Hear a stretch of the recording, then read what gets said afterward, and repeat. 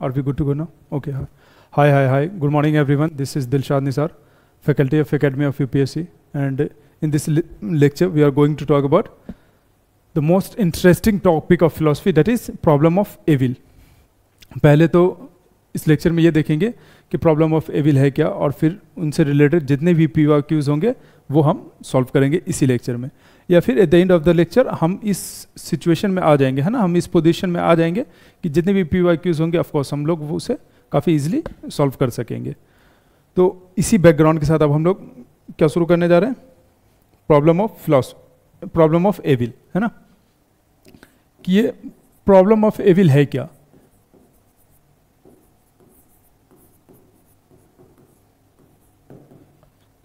ये इतना ज़्यादा इम्पोर्टेंट है कि सिर्फ इसके बेसिस पर, है ना, सिर्फ प्रॉब्लम ऑफ एविल के बेसिस पर लोगों ने रिलीजन को डिस्कार्ड कर दिया, रिलीजन को मानने से इनकार कर दिया। आपने अक्सर सुना होगा, एक ग्रोइंग ट्रेंड है अभी इस पर्टिकुलर जनरेशन में, इस टाइम पीरियड में अभी एक चीज़ जो काफ़ी उभर के आ रही है वो है क्या, एथिज्म।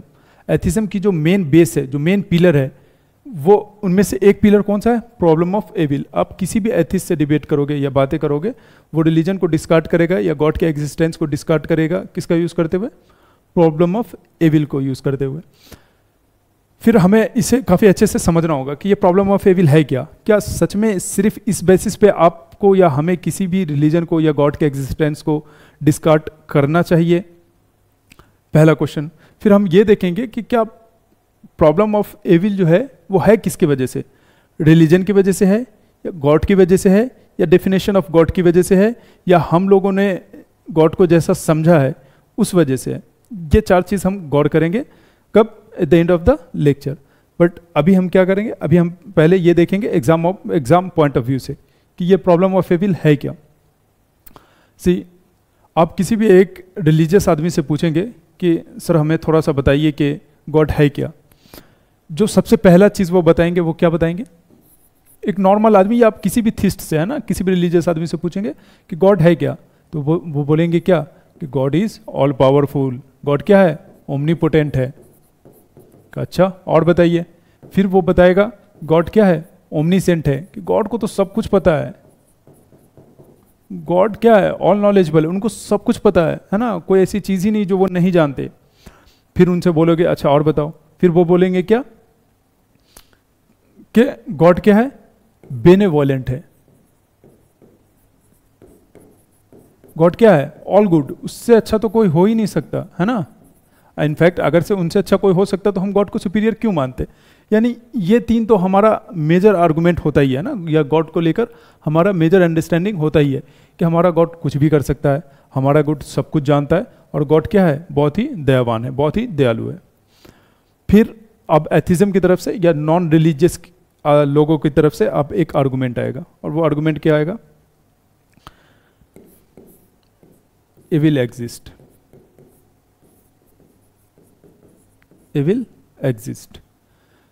लेट्स से इसको ए मान लेते हैं, इसको बी मान लेते हैं, इसको सी मान लेते हैं, और इसको डी मान लेते हैं। Problem of no again, evil जो है ना दो तरीके का होता है, एक तो होता है मॉरल एविल और दूसरा होता है क्या, नेचुरल एविल। मॉरल एविल जो हम लोग क्रिएट करते हैं ना, say for example rape, murder, theft etcetera. ये नेचुरल में क्या है, let's say earthquake, tsunami etcetera. अब प्रॉब्लम ऑफ एविल क्या है, प्रॉब्लम ऑफ एविल है A plus B plus C plus D. ये क्या है, problem of evil.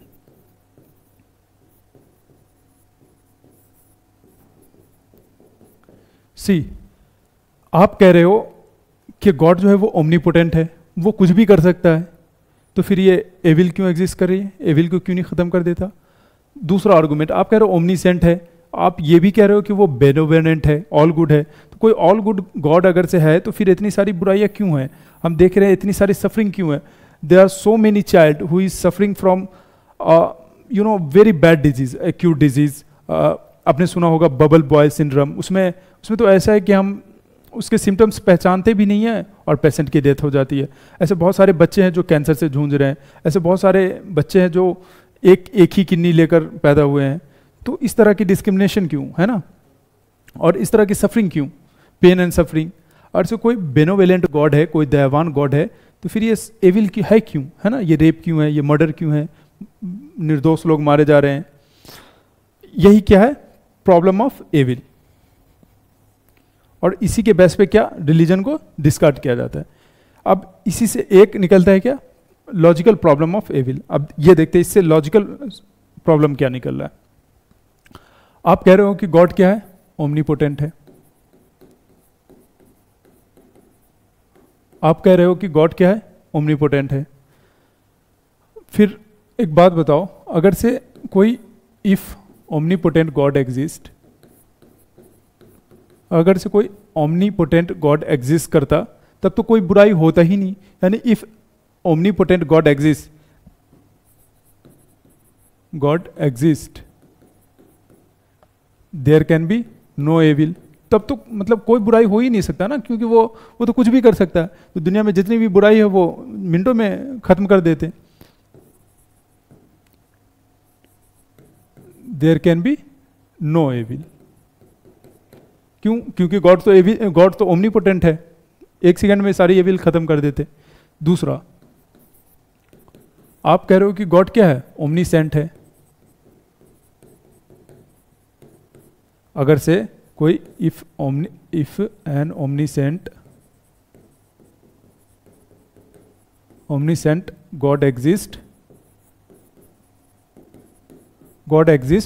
There can be no evil, है ना? There can be no evil. कि अगर से कोई ओमनीसेंट है, उनको तो पता है ना कि सफरिंग है, उनको ये भी पता है कि हमने जो बच्चे बनाए हैं वो सफरिंग में है, तो फिर वो दूर क्यों नहीं कर देते, है ना? इसका मतलब है कि या तो वो ओमनीसेंट नहीं है, या फिर आप ये मान लो कि ये एविल नहीं है। बट एविल तो है इस दुनिया में, इसके तो एविडेंस है, हम देख रहे हैं ना। तीसरा जो निकालते हैं वो क्या निकालते हैं? आप क्या कह रहे हो कि गॉड क्या है? बेनोवेलेंट है। यानी गॉड क्या है? ऑल गुड है। इफ अगेन, फिर ये क्या इससे वो निकलेगा कि if benevolent God exist, there can be no evil. There can be no evil.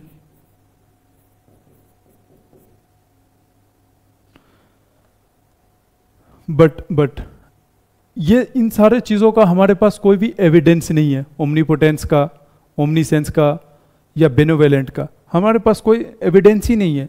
हम तो देख ही नहीं पा, इनफैक्ट हम तो गॉड को ही नहीं देख पा रहे, तो हम कैसे जानेंगे कि वो बेनोवेलेंट है या नहीं है? हम तो गॉड को ही नहीं देख पा रहे, तो कैसे जानेंगे कि वो ओमनीपोटेंट है? हम गॉड को ही नहीं देख पा रहे, तो कैसे जानेंगे कि ये वो ओमनीपोटेंट है या नहीं है? लेकिन हम एविल को तो देख पा रहे हैं कि हाँ भाई एविल तो है सच में। तो क्योंकि एविल एग्जिस्ट, फोर्थ आर्गुमेंट उन्होंने क्या इससे लॉजिक लगा लिया? Evil exist, therefore there can be no God.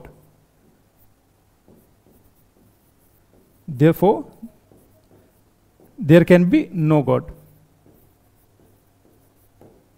कि या तो आप ये मान लो कि एविल है ही नहीं, या फिर आप ये बता दो कि गॉड ओमनीपोटेंट है, ओमनीसेंट है, बेनोवेलेंट है, तो फिर इतनी सारी एविल क्यों है? या फिर आप ये मान लो कि गॉड है ही नहीं। अब ये क्या है? ये क्या है? ये है प्रॉब्लम ऑफ एविल। ये है लॉजिकल प्रॉब्लम ऑफ एविल। अब यहां पर एक चीज मैं जरा सोचने के लिए बोल रहा हूं कि क्या ये एक पैराडॉक्स नहीं है? एक पैराडॉक्स सिचुएशन नहीं आ गया?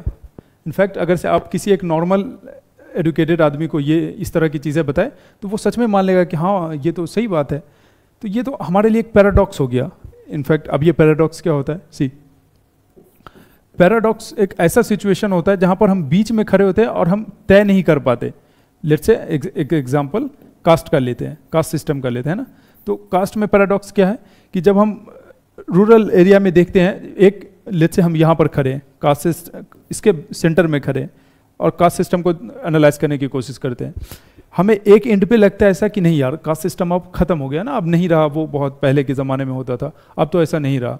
सिटी में हम देखते हैं कि लोग कमेंसलिटी मेंटेन कर रहे हैं, यानी एक साथ खा रहे हैं, उठ रहे, बैठ रहे हैं, और इंटरकास्ट मैरिज हो रही है, तो ऑफकोर्स ये अब ख़त्म हो गया।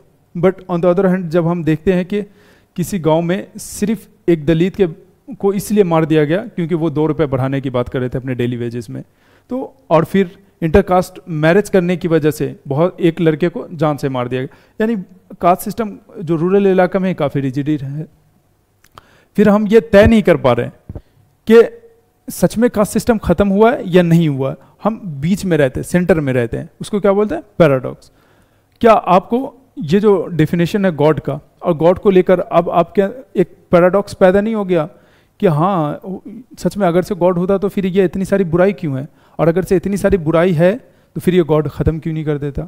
अब ये क्या है? एक पैराडॉक्सिकल सिचुएशन है जहाँ पर हम ये तय नहीं कर पा रहे कि क्या गॉड सच में ओमनीपोटेंट है, या एविल जो एग्जिस्ट कर रहा है हो सकता हो कि गॉड ना हो, या फिर हो सकता हो कि गॉड हो। ये क्या है? एक पैराडॉक्सिकल सिचुएशन है। और ये पैराडॉक्सिकल सिचुएशन आया किसकी वजह से?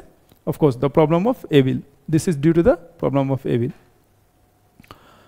अब ये तो एथिस्ट लोगों का पॉइंट ऑफ व्यू है, बट अब जितने भी रिलीजियस लोग हैं वो तो इसे अपोज करेंगे, इनका सॉल्यूशन देंगे। तो इसका सॉल्यूशन, अब इसके सॉल्यूशन जानने की कोशिश करते कि लोग इसका सॉल्यूशन देते कैसे। जो सबसे पहला सॉल्यूशन देंगे, इनफैक्ट बहुत पहले से लोग सॉल्यूशन देते आ रहे हैं, बट अभी जो हम सॉल्यूशन पढ़ेंगे, पहला एक फिलोसोफर है रब्बी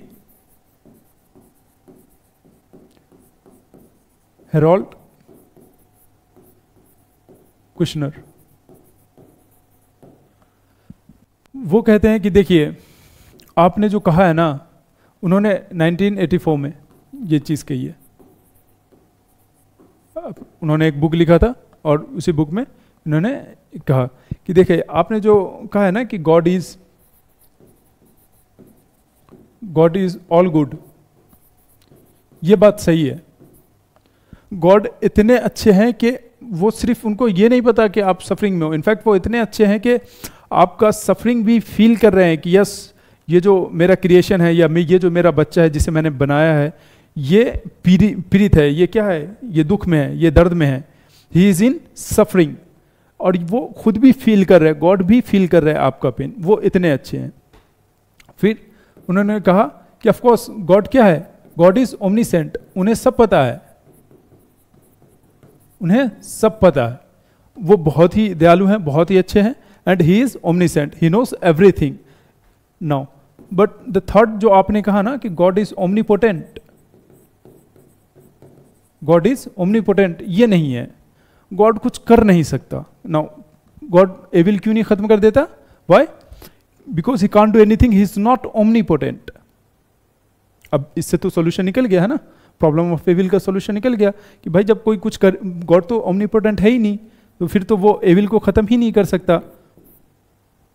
तो अब तो ये सॉल्यूशन निकल गया। अब जितने भी एथिस्ट हैं ये मान जाएंगे कि हाँ ठीक है, now the religious people himself accept that God is not omnipotent, और इससे हम प्रॉब्लम ऑफ एविल से भी बच गए। बट आप थोड़ा गौर करके सोचें कि कोई भी एक रिलीजियस आदमी इस डेफिनेशन को मानेगा? नहीं मानेगा, है ना। अब किसी को कह दे कि भाई तुम्हारा गॉड जो है ना वो ओमनीपोटेंट नहीं है, वो मानेगा? नहीं मानेगा। इनफैक्ट जितने भी रिलीजियस लोग होते हैं उनका क्लेम ही क्या होता है कि भाई हमारा गॉड तो कुछ भी कर सकता है, और अगर से वो कुछ भी नहीं कर सकता तो हम गॉड को गॉड क्यों बोलेंगे, है ना, हम क्यों उनकी पूजा करेंगे, हम क्यों उन पे विश्वास करेंगे अगर से वो कुछ कर ही नहीं सकते। तो यानी ये सॉल्यूशन तो ऑफकोर्स अच्छा था, बट ये रिलीजियस पीपल इनको जितने भी थीस्ट है वो एक्सेप्ट नहीं करेंगे, यानी ये तो हमारा चला गया। दूसरे आते कौन? नो, अब जो हम देखेंगे क्या, इंस्ट्रूमेंटलिस्ट वेव। अब इंस्ट्रूमेंटलिस्ट इसका क्या सॉल्यूशन देते हैं? सी, इंस्ट्रूमेंटलिस्ट कहेंगे कि आप जो ये जो एविल का आइडिया है ना, इंस्ट्रूमेंटलिस्ट ये कौन है? उपयोगितावादी, है ना, यूटिलिटेरियन है। तो यूटिलिटेरियन जो इंस्ट्रूमेंटलिस्ट है, ये इनका क्लेम है कि आपने जो आइडिया बनाया ना एविल का, आप वो आइडिया ऑफ एविल को ही चेंज कर दो। सी, एविल जो आप कह रहे हो जिसे, वो एविल क्या है? Evil is necessary. भाई किस लिए जरूरी है? एविल का होना किसी भी सोसाइटी में वो जरूरी है। किस लिए? To achieve greater good. क्या आप जिसे एविल कह रहे हो ना, इनफैक्ट वो एक नेसेसरी पार्ट है, वो एक वो एक पार्ट का हिस्सा है। लेट्स से ये क्या है, दिस इज होल वर्ल्ड, और आप एक छोटे से पार्ट को देख के बोल देते हो कि ये एविल हो रहा है। नाउ एक एग्जांपल के थ्रू समझते हैं।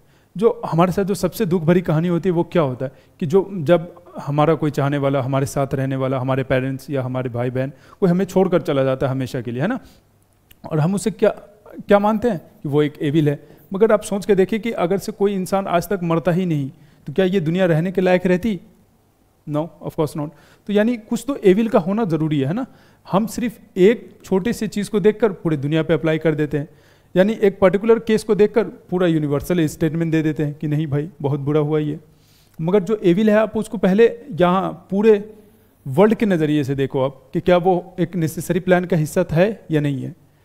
ऐसे बहुत सारी चीज़ें जब घटती है, आपदाएं घटती है, हमें बहुत दुख होता है, मगर बाद में जाके हमें ऐसा लगता है कि नहीं ये होना ज़रूरी था, अगर से ये नहीं होता तो फिर जो आगे आने वाले में वक्त में वो अच्छा चीज़ नहीं हो पाता।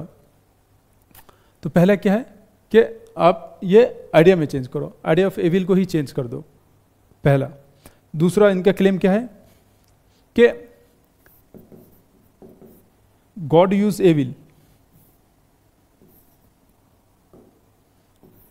पहला क्या है, God use evil to show what is good. See अगर से हमें बुराई नहीं दिखाई गई तो हमें पता कैसे चलेगा कि अच्छाई है क्या, है ना। अगर से किसी के अपोजिट समझने से पहले उसका अपोजिट तो हमें जानना पड़ेगा ना। तो अच्छाई है क्या, अगर से लेट से हमें बचपन से ही सारी चीज़ें अच्छी दिखाई देती, सारी चीज़ हमारे साथ अच्छा ही होता, तो हमें पता कैसे चलता कि बुराई है क्या। यानी गॉड जो है वो ग्रेटर गुड को शो करने के लिए ये क्या कर रहा है, एविल का यूज़ कर रहे हैं। यानी इसको ये क्या, गॉड क्या इसे एज अ मीन्स यूज़ कर रहे हैं, और ये क्या है, ग्रेटर गुड क्या है, ग्रेटर गुड है क्या हमारा एंड। अब ये अचीव करने के लिए हमें थोड़ा मोड़ा एविल बढ़ता ही है ना। गॉड क्या कर रहे हैं, एविल्स को यूज कर रहे हैं किसके लिए, ग्रेटर गुड के लिए। फिर दूसरा वो एक टर्म का यूज करते हैं किसी, आप क्या कह रहे हो कि एविल है ना, चलो ठीक है, चलो अब हम देखते हैं। लेट्स से ये एक जंगल है ना, ये एक जंगल है, ये एक छोटा छोटा गांव है, यहाँ पर बहुत सारे लोग रहते हैं। लेट्स से यहाँ पर एक बहुत ही गरीब किसान रह रहा है, ठीक है, और इनके 3 बच्चे हैं, छोटे छोटे बच्चे हैं। और एक दिन क्या हुआ कि ये 3 बच्चे हैं, एक दिन इस जंगल से एक शेर आया और इस तीनों बच्चों को खा गया। नाउ ये गरीब किसान बेचारे के ये बुढ़ापे का सहारा था, 3 बच्चे, एक शेर आया जंगल से और ये तीनों को खा गया, है ना। ये बहुत ही दुख भरी कहानी है, नहीं होना चाहिए किसी किसान के साथ, है ना, बहुत दुख भरी कहानी। बट नाउ अब इसे दूसरे एंगल से देखते हैं। ये एक जंगल था, ये एक शेर है, आया 3 बच्चे को खा गया, और ये इसके डेली का काम है ना, ये इसके डेली का काम है। इसके किसान के बच्चे को नहीं खाता, हिरन के बच्चे को खाता, किसी न किसी के बच्चे को खाता। यानी हम वो इंसान हैं जो अननेसेसरी चीज़ों को कॉम्प्लिकेट करके प्रेजेंट करते हैं कि हाँ ठीक है ये तो डेली का काम है, आज इसको खा गया तो हम इसमें इतना ज़्यादा क्यों वो कर रहे हैं, जबकि ये इसके डेली का काम है। तो एविल को हम जो देख रहे हैं ना, वो क्या होता है, सेम इसी कंसेप्ट पे एविल को भी कहा गया कि आप एविल आइडिया का, जो एविल का आइडिया है ना, आप उसे ही चेंज करें। जरूरी नहीं कि आपको जो एविल लग रहा है वो एविल है ही, हो सकता हो वो किसी बिगर प्लांट का हिस्सा हो, वो किसी ग्रेटर गुड का हिस्सा हो, कि कोई भी एक ऐसा ग्रेटर गुड अचीव करने के लिए वो एविल का होना जरूरी हो। ये क्या था हमारा 3rd पॉइंट। नाउ 4था पॉइंट क्या है, evil is cautionary signal about potential danger, about bad deeds,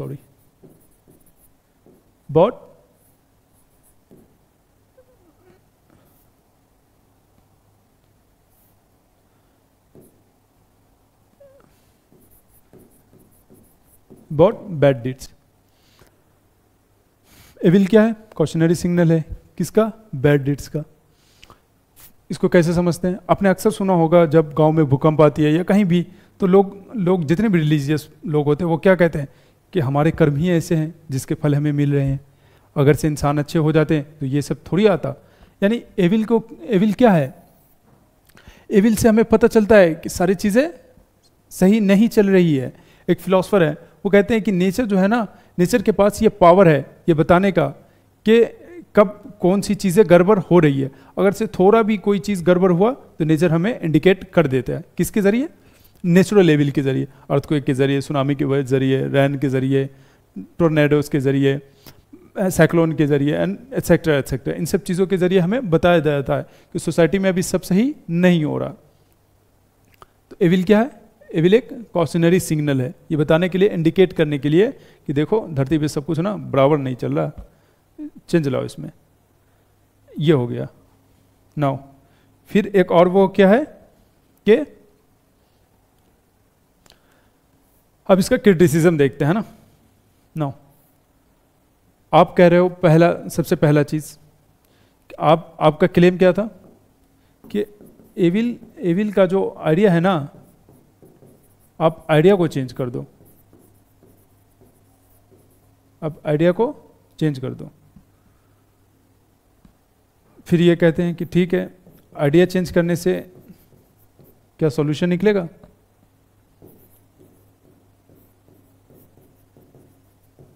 सिर्फ आइडिया चेंज कर देने से सॉल्यूशन थोड़ी निकल जाएगा। एविल अगर से आइडिया को आप, एविल का आइडिया आप चेंज कर दिए तो इसका मतलब ये तो नहीं कि एविल से आप मुझे दुख नहीं पहुंचेगा, दुख तो अभी भी पहुंच रहा है और दुख तो रियल है। आइडिया चेंज कर देने से थोड़ी मेरा पेन कम हो जाएगा। पहला तो ये है कि आइडिया चेंज कर देने से सॉल्यूशन तो नहीं निकल रहा है ना। फिर दूसरा क्रिटिसिज्म क्या है? ये अभी हम क्या पढ़ रहे हैं? क्रिटिसिज्म, है ना। नाउ दूसरा क्रिटिसिज्म क्या है? दूसरा क्रिटिसिज्म ये है कि आपने क्या कहा कि एविल गॉड क्या एविल को क्या कैसे यूज कर रहे हैं? मीन्स, और गॉड को अचीव क्या करना है? ग्रेटर गुड अचीव करना है। ये क्या है? गॉड का एंड है। अगर से गॉड को अपने किसी गोल को अचीव करने के लिए किसी मीन्स की जरूरत पड़ रही है तो फिर वो गॉड कैसे? ओमनीपोटेंट कैसे? ओमनीपोटेंट तो वो होता है ना जो कुछ भी कर ले। अब हम लोग फाइनाइट बीइंग हैं, हम लोग लिमिटेड बीइंग हैं, तो हमें मीन्स की ज़रूरत होती है ना कि अगर से लेट्स से हमें कोलकाता जाना या हमें मुंबई जाना हो तो हम ट्रेन का यूज़ करते हैं या फ्लाइट्स के यूज़ करते हैं। तो वो तो हम लोगों को, मगर गॉड को थोड़ी मीन्स का, गॉड तो जब भी चाहेंगे तब पूरी दुनिया में ग्रेटर गुड एस्टेब्लिश कर देंगे, गुड जो अच्छा ही अच्छा कर देंगे, जितनी भी बुराई है ख़त्म कर देंगे। तो यानी ये भी कंसिस्टेंट नहीं है ना। गॉड कभी भी मीन्स थोड़ी यूज़ कर सकता है किसी चीज़ को अचीव करने के लिए, वो तो ओमनीपोटेंट है। नाउ ये क्या है? ये दूसरा क्रिटिसिज्म है। नाउ अब तीसरा क्रिटिसिज्म, नाउ अब तीसरा देखते हैं। तीसरा क्रिटिसिज्म क्या है? आप कह रहे हो कि गुड को अचीव करने के लिए हमें एविल की ज़रूरत पड़ती है। तो लॉजिकली तो यही इसका मतलब ये हुआ ना कि जितना ज़्यादा बुराई बढ़ेगी उतना ज़्यादा अच्छाई आएगा। अच्छाई है क्या? ये दिखाने के लिए आप एविल का यूज़ कर रहे हो, बुराई का यूज़ कर रहे हो, तो फिर ठीक है, फिर ये अच्छाई है क्या? अगर से ये बढ़ेगा तो लॉजिकली ये भी बढ़ेगा, तो यानी ये दो, इसको बढ़ाने के लिए इसको बढ़ाना ही पड़ेगा, तो ये तो कभी ख़त्म ही नहीं होगा। यानी ये इनकंसिस्टेंट है। यानी अब हमें किस पे मूव करना पड़ेगा? अब हमें मूव करना पड़ेगा फ्री विल डिफेंस पे, है ना। डिफेंस ये है क्या? बट ये समझने से पहले ना हमने थोड़ा सा इंट्रो दे देता हूँ कि ये फ्री विल क्या होता है ना। फ्री विल क्या होता है? कौन ऐसा एक्ट होगा जब हमें पता चलेगा कि हाँ ये एक्चुअल में फ्री विल है। फ्री विल होने के लिए जब आप साइकोलॉजी पढ़ेंगे या एथिक्स पढ़ेंगे तो आपको पता चलेगा कि फ्री विल होने के लिए 4 चीज़ें ज़रूरी है। उनमें से मैं कुछ बता देता हूँ जो यहाँ पे यूज़ होगा। कोई भी एक्ट तभी माना जाएगा कि ये फ्री विल के साथ किया गया है जब उसमें उस करने वाले के पास पहला तो उसके पास क्या होना चाहिए? नॉलेज,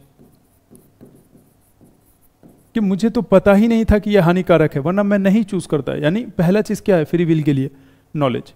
कि फ्री विल अगर से कोई भी क्लेम कर रहा है कि ऑफ कोर्स ये मैं खुद की मर्जी से कर रहा हूं, तो उसके पास पहले तो नॉलेज होना चाहिए कि क्या उसके पास नॉलेज था कि हाँ ये अल्कोहल हानिकारक है, और अगर से उससे नॉलेज था कि ऑफकोर्स ये हानिकारक है, उसके बाद से वो कंज्यूम कर रहा है, तो वो उसकी क्या है, फ्री विल है। पहला चीज नॉलेज। दूसरा क्या है, अवेलेबिलिटी ऑफ ऑप्शन। दूसरा क्या है,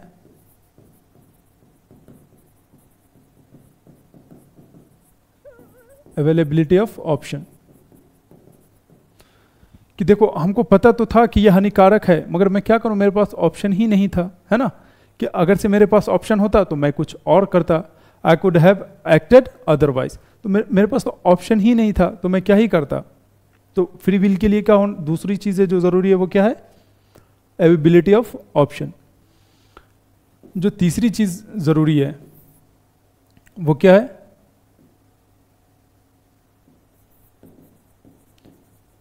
एब्सेंस ऑफ प्रेशर। आपको क्या लगता है प्रेसिडेंट के इलेक्शन में ऐसा क्यों होता है कि जो रूलिंग पार्टी होती है उन्हीं के प्रेसिडेंट बनते हैं, उन्हीं के द्वारा प्रेसिडेंट बनाया जाता है?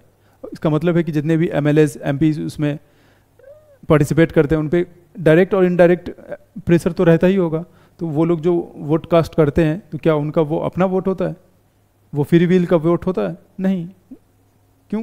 क्योंकि वहाँ पर थोड़ा ना थोड़ा प्रेशर होता है कि किसको वोट करना है किसको नहीं।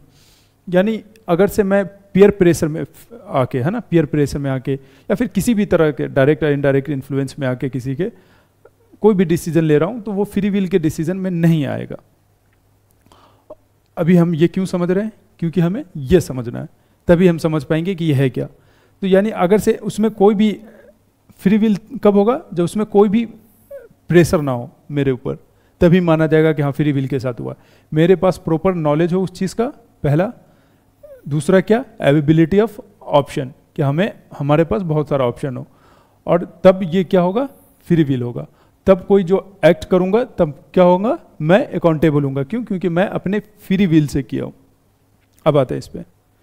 ये कहते हैं कि सी आप क्या कह रहे हो कि एविल एग्जिस्ट। जो एथिज्म ग्रुप के लोग हैं वो क्या कहते हैं, एविल एग्जिस्ट। तो ये कहते हैं यस एविल एग्जिस्ट, ये तो हम कहते हैं। फिर ये कहते हैं कि फिर how and why evil exist.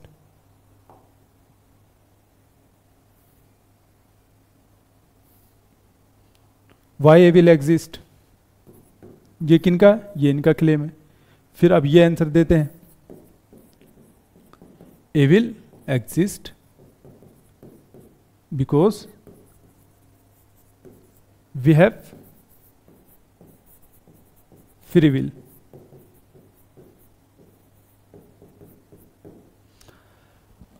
Evil God की वजह से नहीं है, एविल किसकी वजह से है, हमारे वजह से। हमारे पास क्या है, हमारे पास है फ्री विल, और इस फ्री विल का यूज करके ही हम क्या करते हैं, हम एविल क्रिएट करते हैं। नाउ अगेन इस पे भी कुछ क्वेश्चन उठेंगे, बट पहले हम समझते हैं फ्री विल में क्या है। हमारे पास नॉलेज है कि मैं जो कर रहा हूं ऑफ कोर्स वो गलत है ना। अगर से मैं मर्डर कर रहा हूं तो हमें पता होता है कि ये मर्डर जो है ये एक्ट ऑफ वायलेंस है, ये क्या है, ये नहीं करना चाहिए। ये क्या है, मर्डर क्या है, एक एविल है, पहला। दूसरे पास अवेलेबिलिटी ऑफ ऑप्शन, हमारे पास ऑप्शन होता है कि हम चाहे तो ना मारे उसे, मगर फिर भी हम उसे मार रहे हैं ना, तो वो क्या, एविल हम खुद से क्रिएट कर रहे हैं। तीसरा एब्सेंस ऑफ प्रेशर। अब यहां पे आते हैं, ये एथिज्म कहेंगे कि अगर से ठीक है चलो फ्री विल तो है, मगर जब गॉड को पता हो गया कि वो मैं बहुत बड़ा वो लेट्स से विस्फोट करने वाला है ना, या मैं कहीं एटम बॉम्ब फोड़ने वाला हूँ, तो गॉड को तो पता है, फिर गॉड क्यों नहीं रोक लेते। तो ये कहते हैं क्या कि फ्री विल की वजह से, कि फ्री विल में क्या होना चाहिए, एब्सेंस ऑफ प्रेशर होना चाहिए, पहला ऑप्शन कि एब्सेंस ऑफ प्रेशर होना चाहिए। दूसरा अवेलेबिलिटी ऑफ ऑप्शन होना चाहिए, कि अगर से उसे सारा हमेशा अच्छा करने का ही मौका मिले सिर्फ, तो फिर वो फ्री विल कैसे हुआ। फिर मैं एज अ ह्यूमन बीइंग मैं अकाउंटेबल कैसे होऊंगा गॉड के पास, क्योंकि मेरे पास तो ऑप्शन ही नहीं है। और दूसरी बात, अगर से मेरे पास सिर्फ अच्छा करने का ही ऑप्शन हुआ, अगर से ह्यूमन बीइंग जो है वो हमेशा क्या कर रहा है, गुड डीड्स कर रहा है, उसके पास एविल करने का कोई ऑप्शन ही नहीं है, तो ये ह्यूमन बीइंग कैसे हुआ? ये तो एक रोबोट हो गया। और गॉड ने क्या बनाना प्रेफर किया? Human being. और अगर से मान लो कि गॉड ने ऑप्शन में ही हमें, ऑप्शन है ना, अवेबिलिटी ऑफ ऑप्शन, अगर से ऑप्शन में एविल का ऑप्शन दिया ही नहीं, तो फिर मैं अकाउंटेबल क्या, मतलब मैं तो कभी भी अकाउंटेबल नहीं हो सकता। बट आप जितने भी रिलीजन देखेंगे उनका एक डायरेक्टली और इनडायरेक्टली वो अकाउंटेबिलिटी की बात करते हैं, है ना। जब आप हिंदुइज्म पढ़ते हो तो कर्मा का कंसेप्ट है ना, कि अच्छे कर्म नहीं करोगे तो फंसे रहोगे इसी चक्र में। जब आप इस्लाम या जैनिज्म, इस्लाम या क्रिश्चियनिटी पढ़ते हैं या जुडाइज्म पढ़ते हैं, तो उसमें भी यही है ना कि in the day of judgement you will be accountable, कि जहाँ भी जाओगे याद रखना आना यही है। तो अकाउंटेबिलिटी कब होगी? जब कोई एक्ट मैं अपने पूरे फ्री विल से करूँगा, तभी मैं उस एक्ट के लिए अकाउंटेबल हूँगा। अगर से मेरे पास फ्री विल नहीं होगा तो मैं अकाउंटेबल नहीं हो सकता। और अकाउंटेबिलिटी के लिए हमें, मेरे पास क्या होनी चाहिए? फ्री विल होनी चाहिए, तभी मैं क्या होऊंगा, किसी भी इसके लिए अकाउंटेबल होऊंगा। और हम लोग अपनी फ्री विल को यूज करके क्या क्रिएट करते हैं? ये एविल। ये एक सेटिस्फैक्ट्री आंसर मिल चुका है। नाउ अब इस पे भी क्वेश्चन आएंगे, क्रिटिसिज्म आएगा, बट क्या हम इसे समझ चुके हैं? ऑफ कोर्स इससे समझ चुके हैं ना। एविल क्यों है? एविल क्यों है? क्योंकि हमारे पास फ्री विल है, और फ्री विल का यूज करके हम क्या करते हैं? हम ह्यूमन बीइंग एविल क्रिएट करते हैं। गॉड एविल क्रिएट नहीं करता। बट अगेन गॉड तो इंटरवीन करके रोक सकता है। अगर से गॉड ने इंटरवीन कर दिया तो वो मेरा फ्री विल वायलेट हो जाएगा ना। क्यों? Absence of pressure. गॉड कोई भी प्रेशर नहीं दे सकता। दूसरा अवेबिलिटी ऑफ ऑप्शन, अगर से जैसे ही गॉड इंटरवीन कर गया तो मेरा तो ऑप्शन ही नहीं रहा ना, तो फिर तो वो ऑलरेडी फ्री विल खत्म, तो मैं तो अकाउंटेबल ही नहीं हूँगा। बट हर एक रिलीजन में अकाउंटेबिलिटी की भी टर्म है। आप किसी चीज़ को क्या कर रहे हो? आइसोलेट करके देख रहे हो। प्रॉब्लम ऑफ एविल को आप जब देख रहे हो तो प्रॉब्लम ऑफ एविल किस वजह से आई? डिफिनेशन ऑफ गॉड की वजह से। तो जब आप गॉड को देख रहे हो तो गॉड किस में, रिलीजन में आते हैं।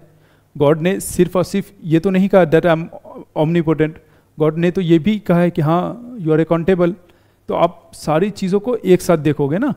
तो अकाउंटेबिलिटी के लिए फ्री विल जरूरी है। फ्री विल के लिए होना क्या जरूरी है?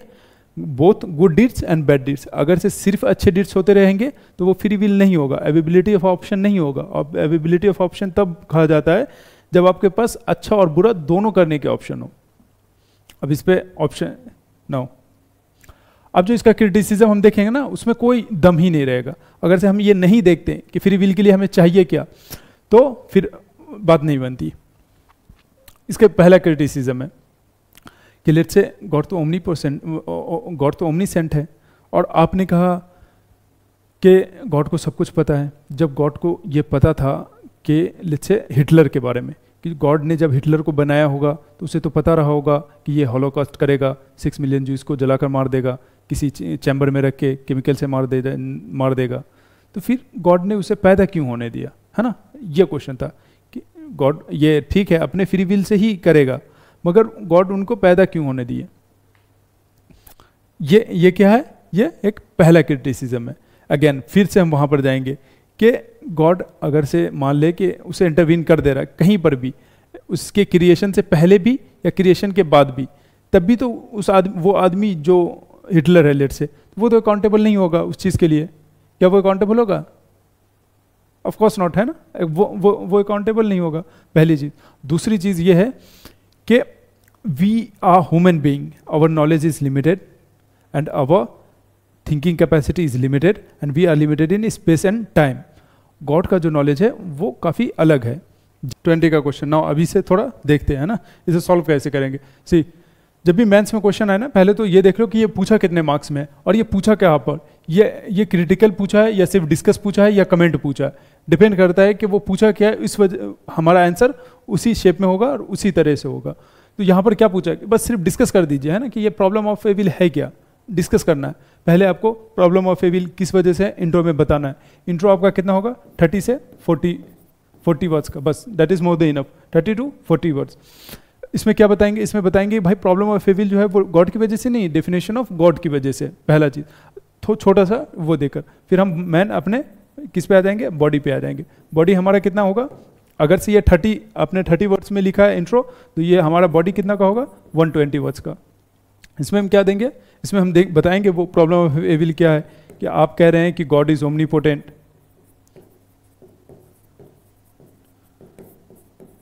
God is omnipotent. If omnipotent God exists, if omnipotent God exists, there can be no evil.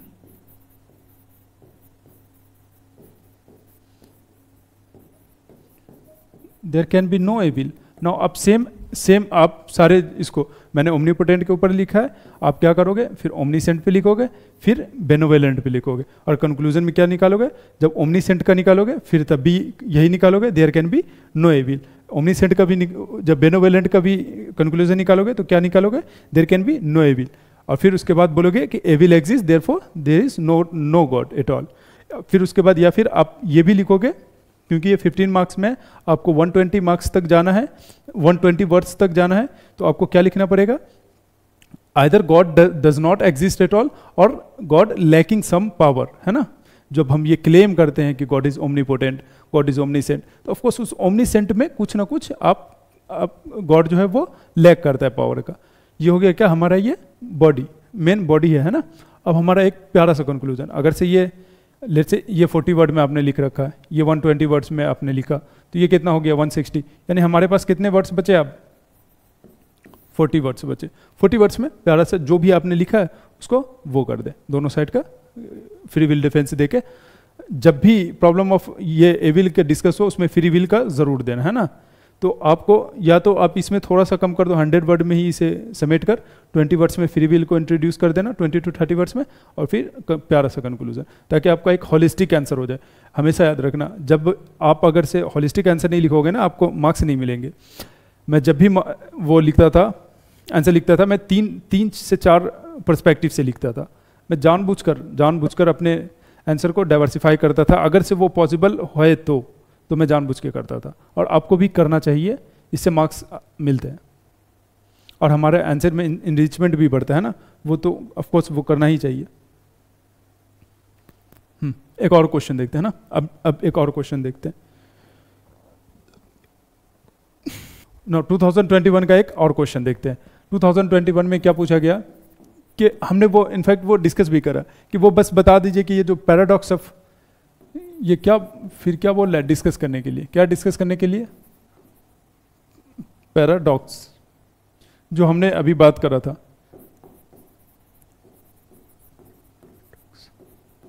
Of omnipotence of God, omnipotence of God. किसके कंटेक्स्ट में पूछा है, in the context of, in the context of problem of evil। Same question है ना, वो जो 2020 वाला question है, वही सेम क्वेश्चन है, बस सॉरी ये 10 मार्क्स का ही है, तो हमारे पास तो ऑलरेडी वर्ड्स बहुत कम है, क्या हम इसे कर लेंगे, बस सेम चीज जो लॉजिकल प्रॉब्लम है उसी को कर देंगे कि गॉड ऐसा रिलीजियस जो भी थीस्ट लोग हैं, जो भी गॉड को डिफाइन करते हैं, वो क्या कहते हैं कि गॉड इज ओमनीपोटेंट। अगर से एक बात बताइए, जब गॉड ओमनीपोटेंस है, जब गॉड कुछ भी कर सकते हैं, तो फिर ये एविल क्यों है, एविल को सॉल्व क्यों नहीं कर देते। क्या बोला है, डिस्कस करने के लिए। वर्ड्स कितना दिया है, 150 तक हम जा सकते हैं, 160 तक भी जा सकते हैं ऑफ कोर्स, बट 150 तक ही हम जा सकते हैं। पूछा है क्या, प्रॉब्लम ऑफ एविल क्या है, ये पैराडॉक्स सिचुएशन है। पैराडॉक्स हमने बताया था क्या होता है, नो ये पैराडॉक्स क्या होता है हमने बताया था। पैराडॉक्स एक ऐसा सिचुएशन होता है जहां पर हम ये तय नहीं कर पाते कि या तो ये सही है या ये सही है। कभी हमें लगता है ये सही है, कभी हमें लगता है ये सही है। जैसे कास्ट सिस्टम को लेकर हमें लगता है कि नहीं कास्ट सिस्टम खत्म हो गया, फिर हमें ऐसा भी लगता है कि नहीं कास्ट सिस्टम और रिजिड हो गया। तो सेम ऐसा ही इसमें क्या लगता है, कभी ऐसा लगता है क्या कि नहीं गॉड सच में ओमनीपोटेंस है, फिर इसमें क्या लगता है कि नहीं एविल है, यानी गॉड ओमनीपोटेंस नहीं है ना, गॉड ओमनीपोटेंट नहीं है, गॉड कुछ भी नहीं कर सकता। तो यही चीज़ प्रॉब्लम ऑफ एविल को ही जो लॉजिकल प्रॉब्लम था उसी को यहाँ पर शो करना है, और फिर ये बताना है फ्री विल डिफेंस से उसका वो करना है ना। इसके इंट्रो में ना, इसके इंट्रो में क्या देंगे, इसके इंट्रो में देंगे ये प्रॉब्लम ऑफ एविल का जो वो था, गॉड को लोग कैसे डिफाइन करते हैं, ओमनीपोटेंस। तो if omnipotence God exist there can be no evil, ये करके कंक्लूजन निकालेंगे। ये किस में होगा? ये बॉडी में होगा। और फिर उसके बाद एक प्यारा सा कंक्लूजन। अब क्योंकि ये 10 मार्क्स का ही है तो इसमें क्या ही लिखोगे, इंट्रो में ज़्यादा से ज़्यादा 30 वर्ड्स जाना, इसमें 100 वर्ड्स, सॉरी 100 तो मत ही जाना, इसमें 80, जब भी उसका वो रहो तो 80 ही पे ही जाना। और फिर प्यारा सा कंक्लूजन 40 वर्ड का कंक्लूड कर देना इसी चीज़ को। फ्री विल, जब भी कंक्लूजन लिखना ना प्रॉब्लम ऑफ ए विल के ऊपर, again I repeat, free will आना ही आना चाहिए उसमें, क्योंकि एक जो भी इंस्ट्रूमेंटलिस्ट है या एक अनरियल वो भी करते हैं, जैसे शंकराचार्य और स्पिनोजा, वो एविल को ना अनरियल बताते हैं। वो बोलते हैं ये सब एक माया है, एविल ऐसा कुछ भी नहीं होता। जब आप गॉड के पर्सपेक्टिव से देखोगे तो सब कुछ अच्छा है, कोई कुछ बुरा नहीं होता। तो आप अनरियल वाला मत देना, बट फ्री विल वाला आप जरूर शो करना। हाँ, आपको शो करना ही होगा, है ना, शो करना ही होगा। और नहीं शो करा तो फिर आंसर वही नहीं मिलेगा, है ना, मार्क्स नहीं मिलेगा। Now I think that's all for today. That's all for today. I hope you enjoyed it. तो elaborate क्या बोलकर करेंगे? Now, any guesses?